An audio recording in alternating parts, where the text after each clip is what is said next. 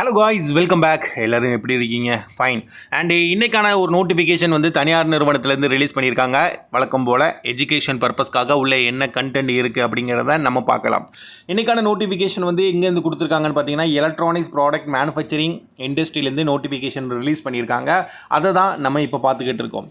Role job ரோல்னு கொடுத்து அவங்க வந்து ப்ரொடக்ஷன் ட்ரெயினி அப்படிங்கிற ரோலுக்கான பொசிஷனுக்கான நோட்டிஃபிகேஷன் தான் ரிலீஸ் பண்ணியிருக்காங்க.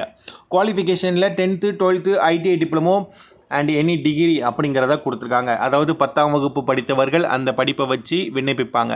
12ஆம் வகுப்பு படித்தவங்க அந்த படிப்பை வச்சு விண்ணப்பிப்பாங்க.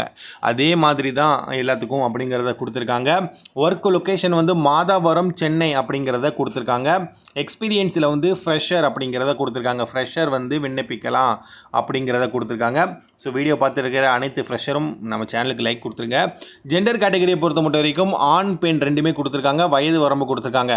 ஆண்களாகட்டும் பெண்களாகட்டும் விண்ணப்பிக்கலாம். அண்ட் வீடியோவை பாய்ஸ் கேர்ள்ஸ் பார்த்துட்டு இருந்தீங்கன்னா கைண்ட்லி ஒரே ஒரு ரெக்வஸ்ட், நம்ம சேனலை ஃபஸ்ட் டைம் பார்த்தீங்கன்னா சப்ஸ்கிரைப் பண்ணிக்கோங்க, ஒரு லைக்ஸ் கொடுங்க. இந்த மாதிரி ரெகுலராக சென்னை நோட்டிஃபிகேஷன் உங்களுக்கு வேணும்னு ஆசைப்பட்டீங்கன்னா சென்னை ஜாப்ஸ் அப்படின்னு மறக்காமல் நீங்கள் கமெண்ட் பண்ணுங்கள், ஓகேங்களா? அதுக்கப்புறமா ஷிஃப்ட் டைமை பொறுத்த மட்டும் வரைக்கும் ஜென்ரல் ஷிஃப்ட் மட்டும் கொடுத்துருக்காங்க. ஜென்ரல் ஷிஃப்ட்னா பகலில் மட்டும்தான் ஒர்க் அப்படிங்கிற மாதிரி, ஓகேங்களா? அதுக்கப்புறம் சேலரி டீட்டெயில் வந்து கொடுத்துருக்காங்க. ப்ராக்கெட்லேயே ஆஸ் பர் கம்பெனி நார்ம்ஸ் அப்படிங்கிறதையும் கொடுத்துருக்காங்க. ஓகே, இதை தொடர்ந்து அவங்க வந்து பெனிஃபிட்டில் ஓடி அலவன்ஸ், அதாவது ஓடி அப்படிங்கிறத கொடுத்தாச்சு. அதுக்கப்புறம் அட்டண்டன்ஸ் போனஸ், அதுக்கப்புறம் ஃபுட்டு அப்படிங்கிறத கொடுத்துருக்காங்க, ஓகேங்களா? சரி, ஓகே நண்பா, இப்போ நம்ம பார்த்த இந்த ஜாப் நோட்டிஃபிகேஷன் உங்களுக்கு எந்த அளவுக்கு பயனுள்ளதாக இருந்துச்சு அப்படிங்கிறத நீங்கள் தான் மறக்காமல் கமெண்ட் பண்ணணும்.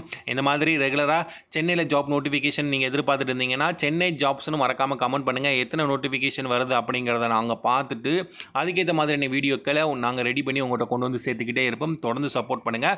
அண்ட் நாளைக்கு இதே மாதிரி ஏதாவது தனியார் நிறுவனத்தில் நோட்டிஃபிகேஷன் ரிலீஸ் பண்ணியிருந்தாங்கன்னா அதையும் எஜுகேஷன் பர்பஸ்க்காக மட்டும் உள்ள என்ன கண்டென்ட் இருக்குது அப்படிங்கிறத நம்ம பார்க்கலாம். நன்றி, வணக்கம்.